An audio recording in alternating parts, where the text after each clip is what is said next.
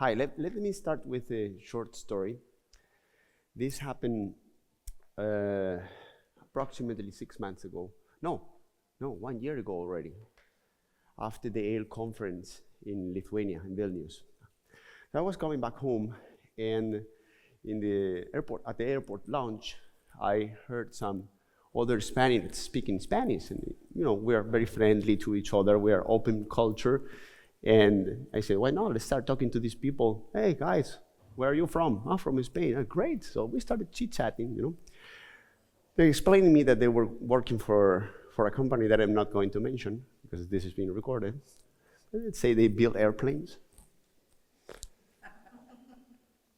And they're from Europe. Okay. And they explained me they were engineers working for this company. And they asked me, what do you do for a living?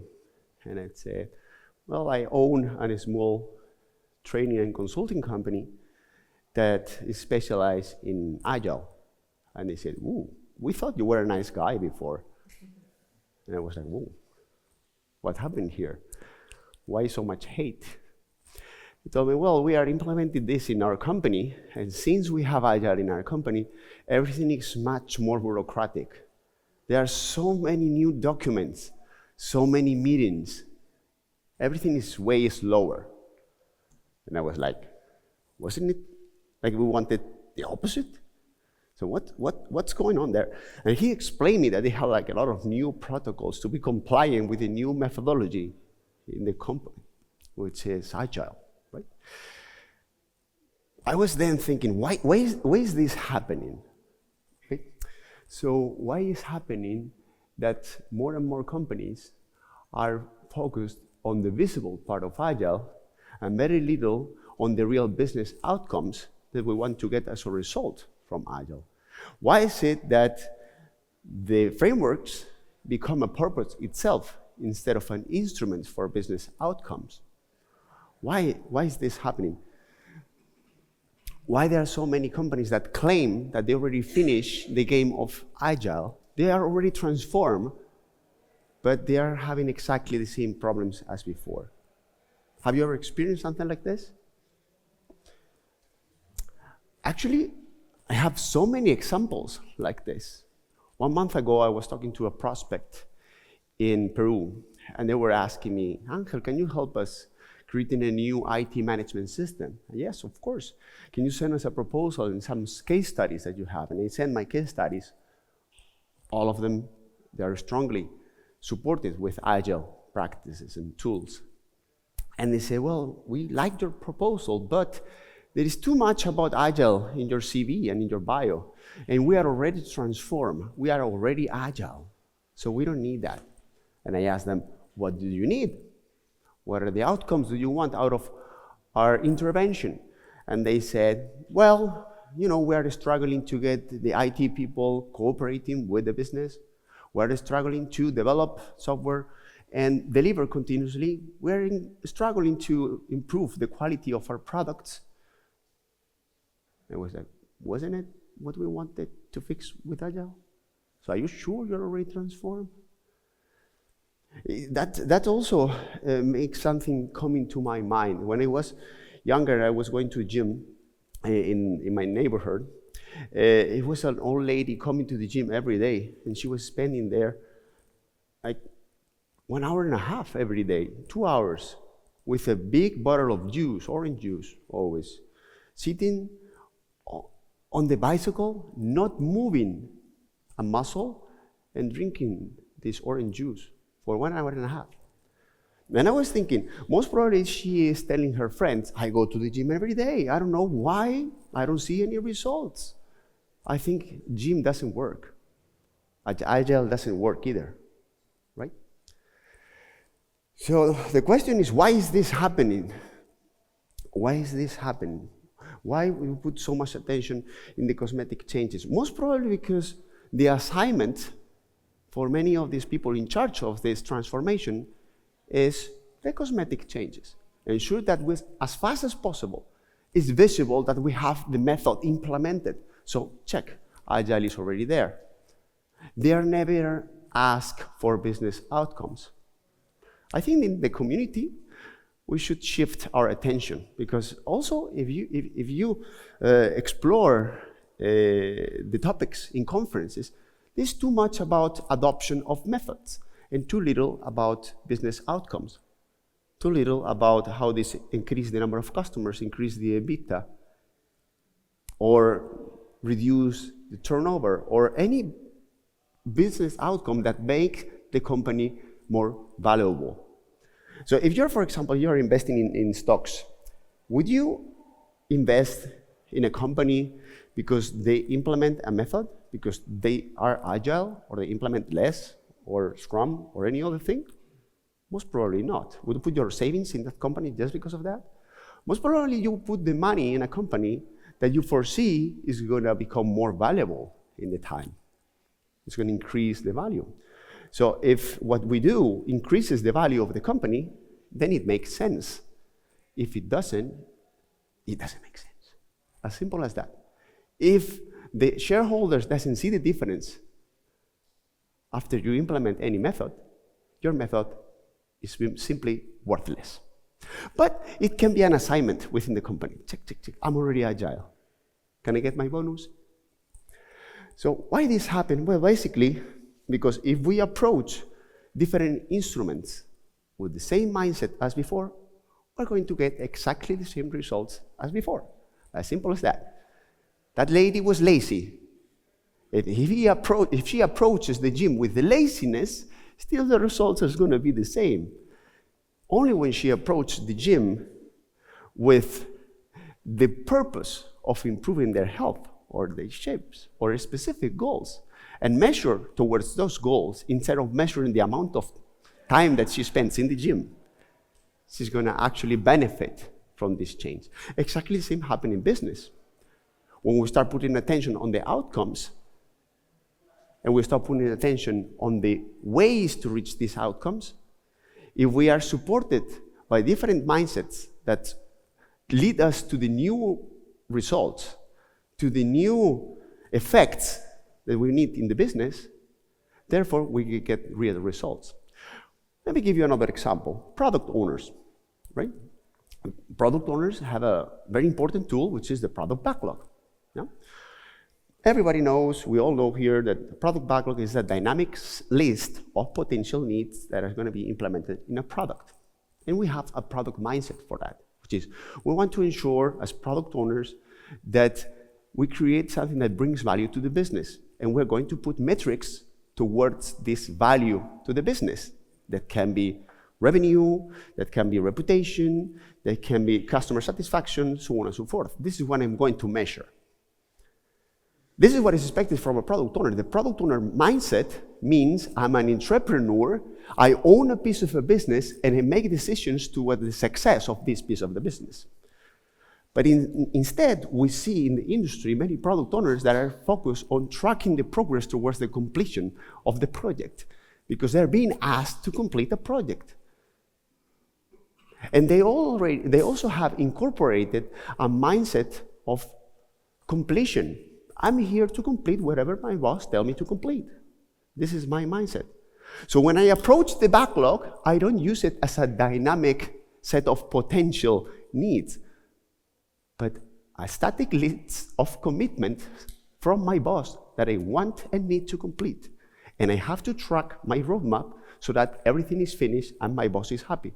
Because my responsibility, my safety, is to ensure that everything that the boss says needs to be done is being done. Same instrument, product backlog, two different mindsets. Completion mindset or entrepreneurial mindset. We have many of those. We have many of those mindset, an important mindset shifts.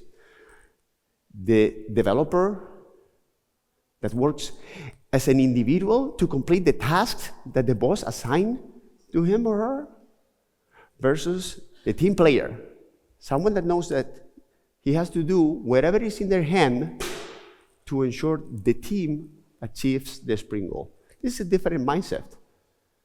Take care of myself, participate in a collective responsibility. So What are the difference between the mental models and mindsets? Because here we're talking about different mental models. For example, product owner, there are two different mental models. Approach it as an entrepreneur or approach it as someone who needs to complete a project. This is a mental model. One person might get acquaintance with different mental models, but that doesn't mean that he's capable to apply that mental model and incorporate it on a daily basis. So the mindset is the way in which we approach the reality that we face every day at work. Let's say mental models is when you go to the glass store, there are a lot of glasses, sunglasses, and all those are mental models. The ones that you put on, and then now you see the reality in a different way because there are sunglasses, that is your mindset. You know?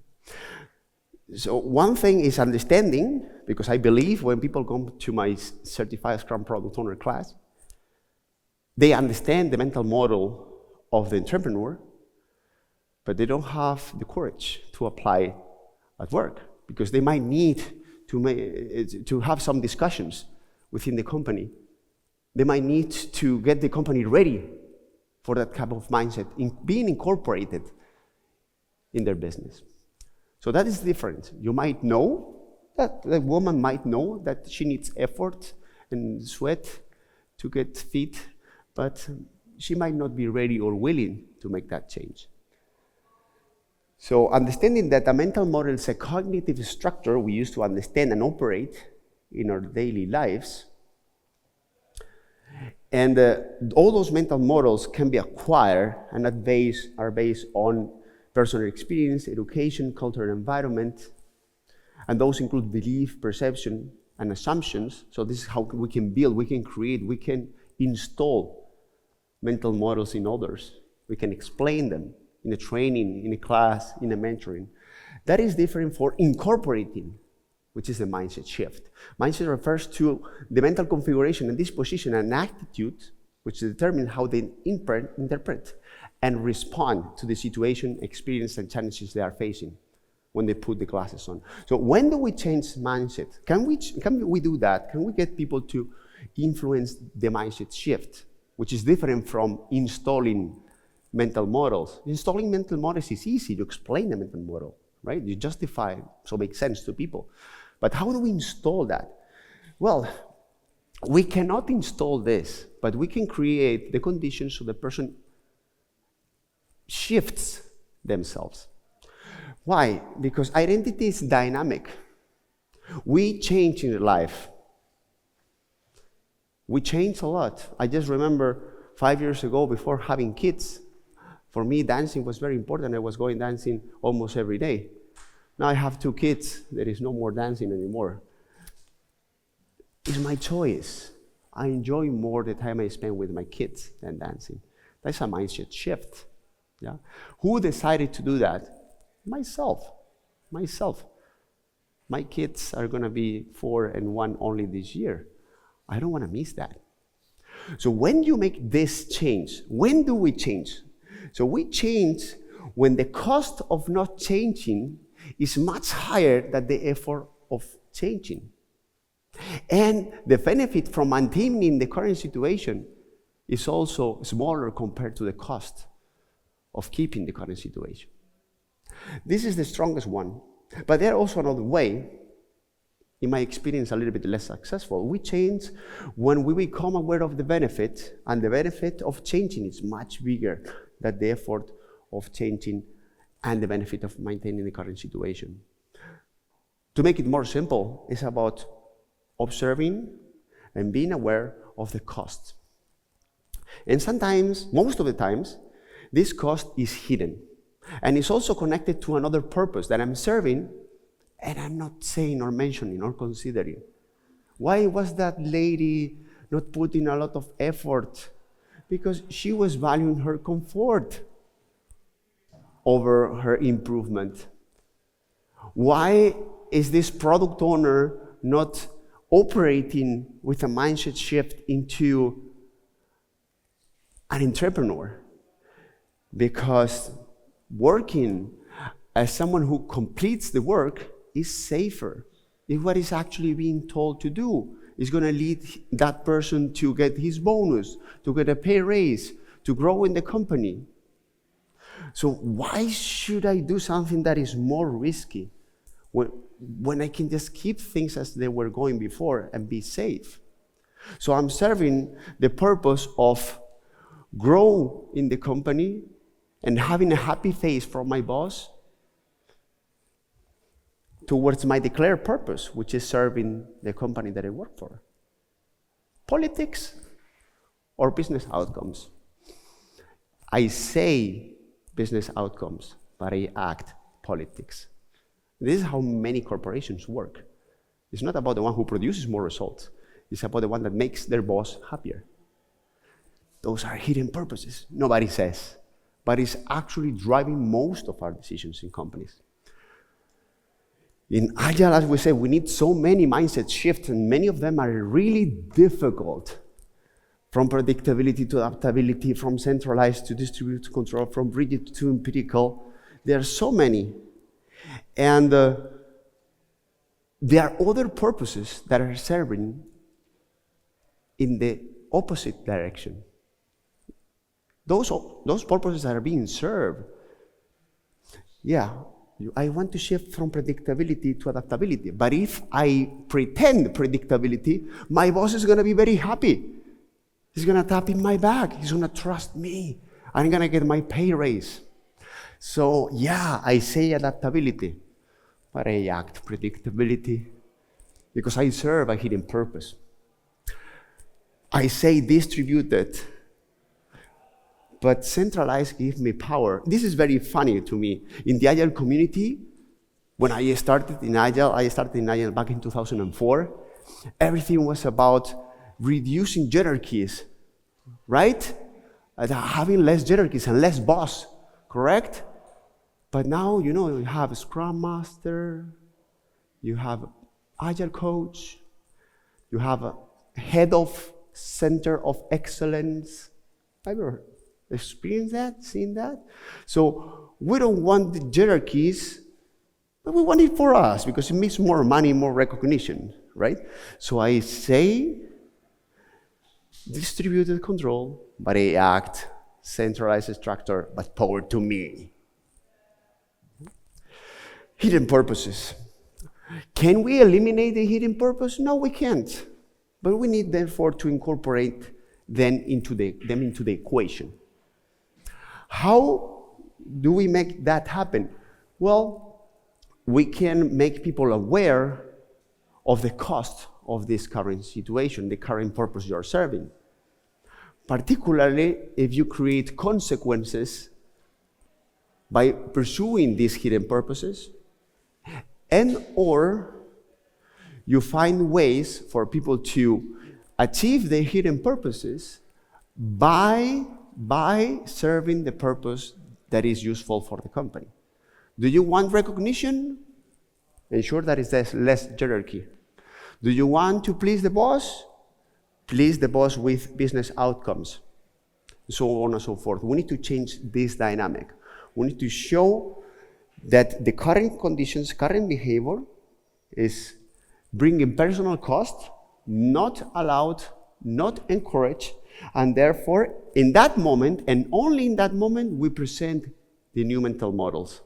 Do not present the mental models before people understand the importance of changing. Because what they're going to do is they're going to adapt this new instrument to the current and present model they have. So when they decide to shift, then new mindset will be turned into new behavior. Only that. So bottom line, focus on showing the cost, and those are personal costs for people. So you are not going to succeed in your career if you continue with this current mindset, you continue in this direction. And therefore, we can present the product backlog or any other instrument. Otherwise, this is going to fail. So this is a small template you can later download on how to strategize for that to happen. You say, okay, what is happening that we don't like to happen? What is the cost, personal cost that this is generating? What is that what people are doing instead? What are the competing commitments? What are the big assumptions? And what are the new mental models? For example, the satisfaction gap. Product owners are acting as project managers. What is the cost? We are focusing on completing and not on business outcomes. What is people doing or doing instead? People are tracking progress instead of tracking business metrics. What are the competing commitments? Pleasing their boss because the OKRs, their performance appraisals, is done based on completion. What is the big assumption? If people complete, people are doing their job. What is the new mental model? If people serve to the business by creating new business outcomes, then they are going to serve the purpose we want as a company.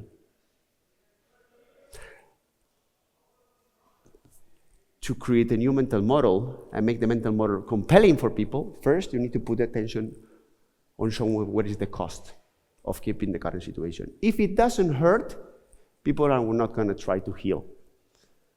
As simple as that. Kotter said that, sense of urgency. So as leaders, we must be capable of doing this in the others and in ourselves. This is also very interesting. When I was in this conference in Vilnius that I was mentioning, there were a lot of experienced agile coaches there, right? And it was very interesting to see how they were blaming these CEOs and CTOs and CFOs, like big bosses. They don't understand anything. They are all stupid. They are very old-fashioned. They are all wrong. We are right. We are the smart people, right? So how do we expect business people to understand our reality if we are not even able to respect their reality? First, respecting their reality, legitimizing their reality, and second, learn from them. What do they need? What is their environment? So the humility needed to learn that we expect from the business is something that we are not able to incorporate in ourselves. So first, as leaders, in order to sparkle mindset shifts in others, we need to be able to sparkle mindset shifts in ourselves. That's difficult. That's very difficult. Because I'm okay. They have to change. Yeah? I'm good. They're wrong. Right? Or maybe there is something that I'm not seeing. Every time that I heard this sentence, there is a lot of resistance to change from agile coaches, it makes me sick. Or from a Scrum Master, it makes me sick. For me, it's like a cook that is in the restaurant and say, you know what? The meat is raw. The vegetables are not cut, and I have to cut them. Of course, there is resistance to change. That's your job. Work with that, right? That means that there is information that they have and you don't have. There is something important that they want to take care of, and you need to acknowledge and understand that and be open to reconsider your perspective. And that's the only way in which you change. But don't expect others to reconsider their perspective if you're not open to reconsider yours. And that's difficult, because we know everything. But what if we are not right? What if we're not right and we convince the other? Yeah? Sometimes they ask me in my leadership trainings, how do I convince my boss? How do I sell this to my boss?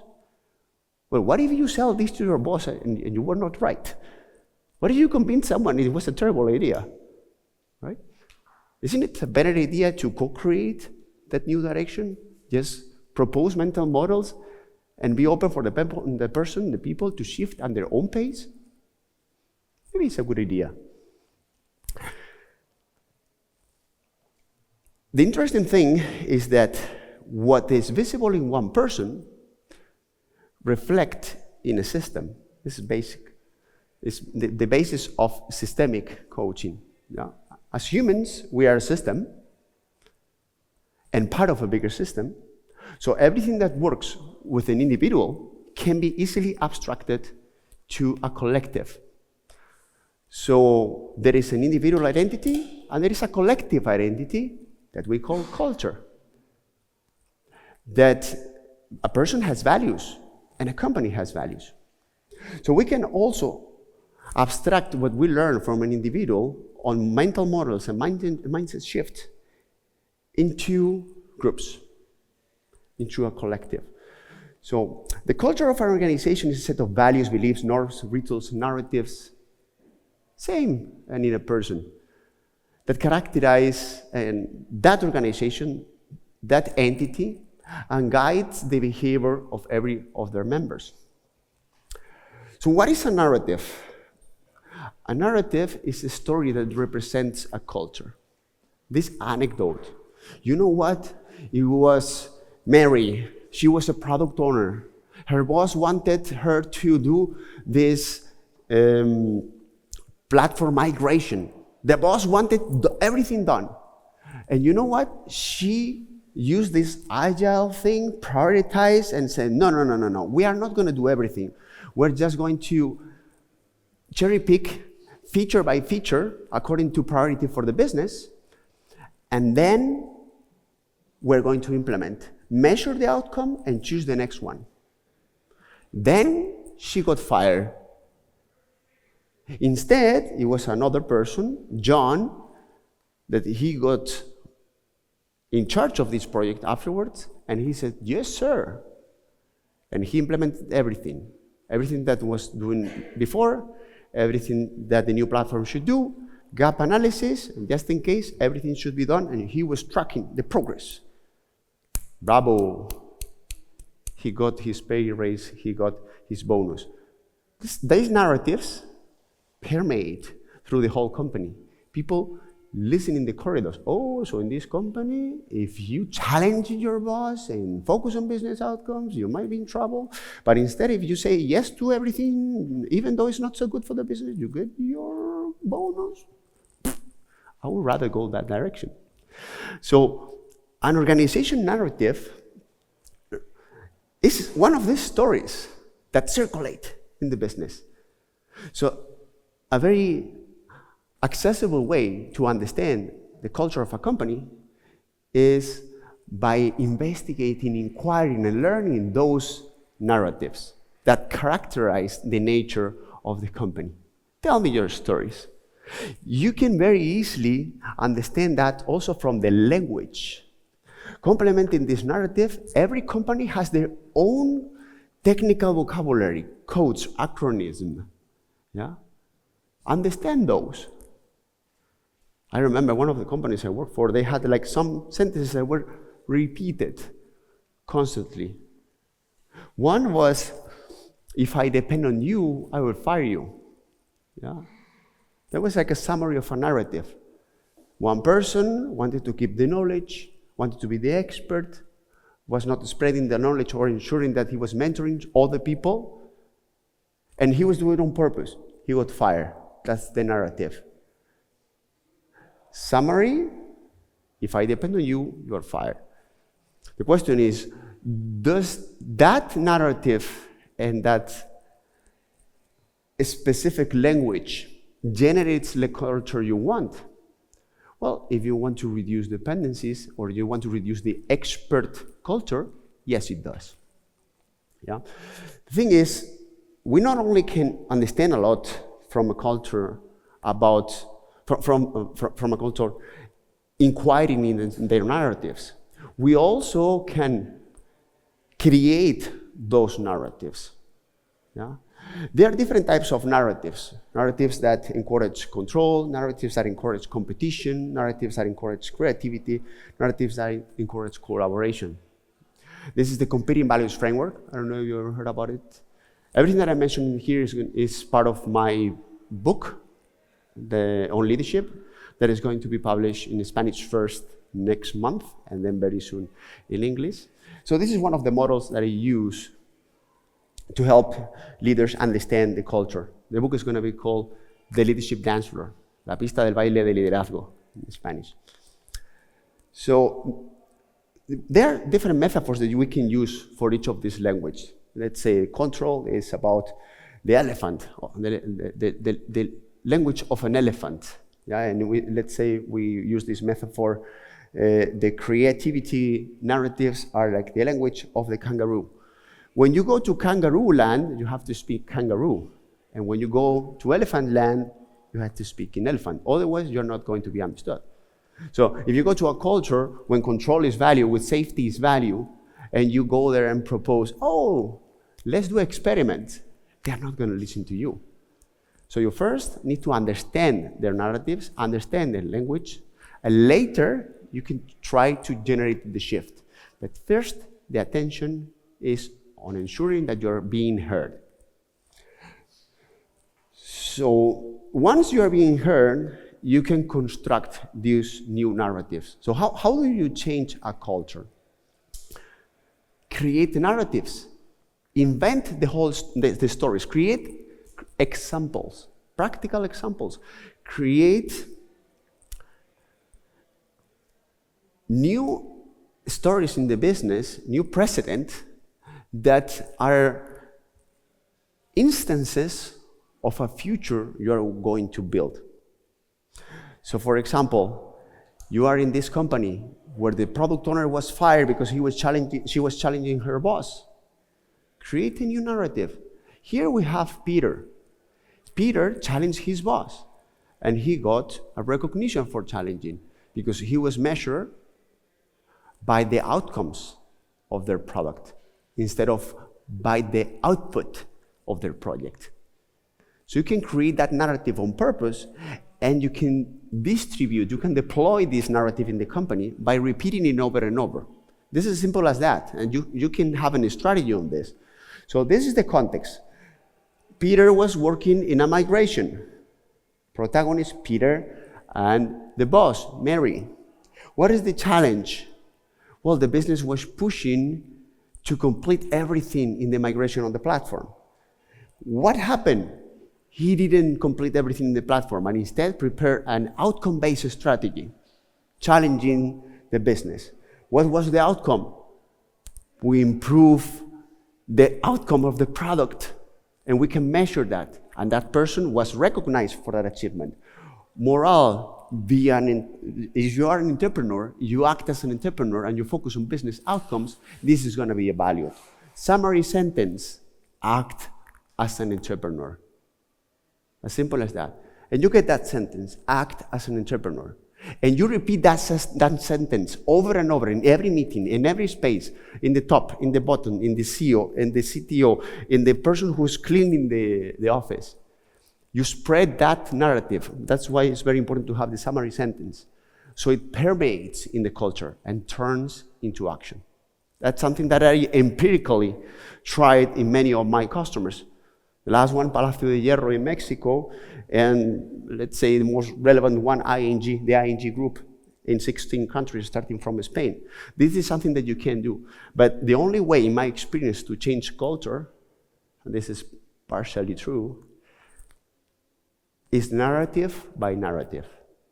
I'm saying it's partially true because there is an alternative, which is firing a lot of people, hiring new people, and create a new culture. But that's much more impactful. Right? So the plan B, the one I recommend, instead of going through a revolution, do an evolution and install narrative by narrative. We need to be patient, one by one. Well, but how long? Well, rule of thumb, 6 months, 8 months per narrative. You know? You have to insist in this narrative. So see that you have a flow that is very similar to the previous one. In order to create this new narrative and make it happen, we need to show across the company what is the cost of keeping the current narrative. To create that story and that precedent in which the business person said, okay, this product owner is not agreeing with me, but I trust that person as long as that person brings business outcomes. For that to happen, for the business person to behave that way, that business person should be first aware of the cost of keeping the current situation, which is they're going to make me happy, everything is going to be built late, but many features are not going to be used, and it's not effective for the business. When there is no cost, there is no change. Unfortunately, we are not that patient. We want a metamorphosis. We are a 100-year-old bank, and we want to turn into a smaller startup that has a music streaming product in Stockholm, right? So I want to be Spotify and I'm a bank. Well, it's not really going to happen. Of course, that lady that started going to the gym, she of course wants to be super fit and super healthy, but it's not going to happen that way. It happens step by step. So we need to be patient. Unfortunately, many consulting companies have been selling this fallacy of a quick change, of a quick metamorphosis. Cultural change is possible, narrative by narrative. Cultural metamorphosis is not only a fallacy, I would say it's even disrespectful. So what I learned is that lasting cultural change happens gradually. It takes years. And we need to do it in an informed way. We need a strategy. We cannot expect from randomness. Let's change the culture. How? I don't know. Yes, telling people that they should incorporate their entrepreneurial mindset. Doing a lot of trainings. That's naive. We need a more structured approach. And this one, which is creating narratives and spreading them, deploying them across the company, in my experience, works. And it takes a lot of time. So we need to be patient. It's the only way to achieve real change in businesses. And most of all, avoid the cosmetic changes. They are too dangerous. Bring self-complacency. We're already agile. We're already transformed. We're already fit. We already have the six-pack. Or maybe not. And that's all I have.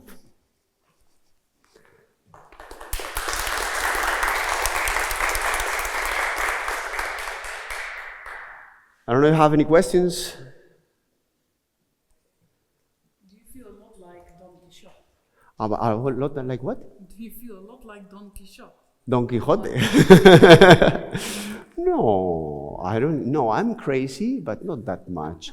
Yeah, so the idea is, no, but I think the fighting is not helpful. When I work with a company that has a culture that is harming them, is not leading them to the results they want, I have to be compassionate and try to understand and be part of that and legitimize that there might be conditions that led this company to be in that position. And if the company is alive, most probably they're doing something good. So I should not be so arrogant and saying, I have to fight them to save their lives, change them, because I know they don't know. I think this is a completely wrong approach.